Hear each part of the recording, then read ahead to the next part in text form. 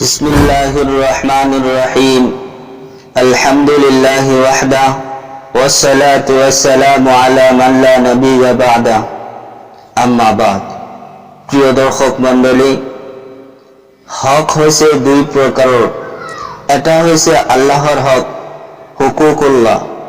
দ্বিতীয়টি হয়েছে বান্দার হক, হুকুকুল ইবাদ। আল্লাহর হক যেনে নামাজ, রোজা, হজ, যাকাত ইত্যাদি। আল্লাহর হক আল্লাহে ইচ্ছা করিলে ক্ষমা কৰিব পাৰে, কিন্তু মানুহৰ হক মানুহে ক্ষমা কৰিব লাগিব, অন্যথা আল্লাহে কেতিয়াও ক্ষমা নকৰে।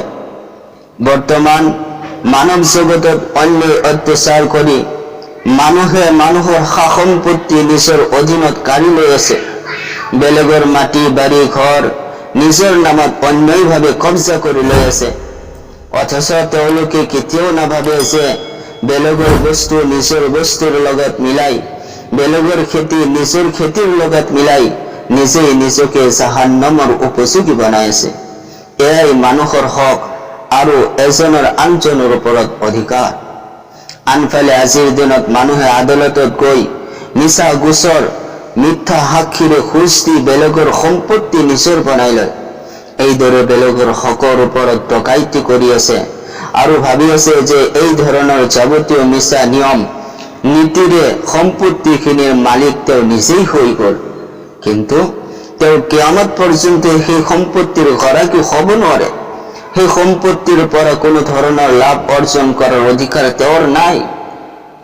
এই সম্পত্তিৰ দ্বাৰা যিমানেই লাভৱান কৰি আছে, সকলো হাৰাম হৈ আছে, সকলো অবৈধ হৈ আছে। এই সম্পত্তি জাহান্নামৰহে এটা অংশ হৈ আছে।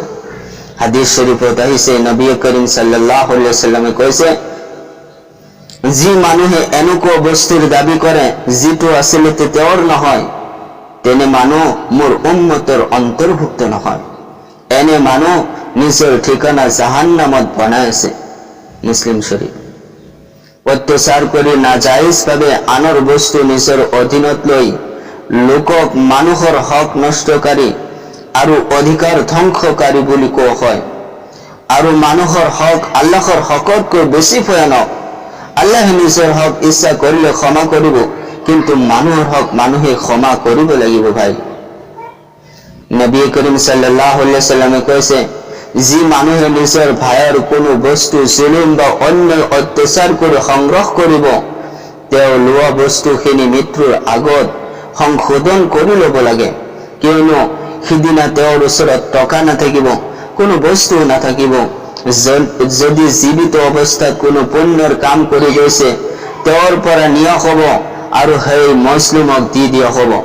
যদি কোনো পুণ্যৰ কাম কৰা নাছিল, বেয়া কাম কৰি গৈছে, যাক অন্যায় কৰিছিল, তেওঁৰ গুনাহসমূহ তেওঁৰ অংশত কৰি দিয়া হ'ব। বুখাৰী শৰীফ।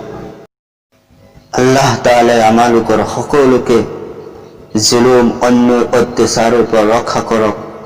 আমিন। ওয়া মা আলাইনা ইল্লাল বালাগ।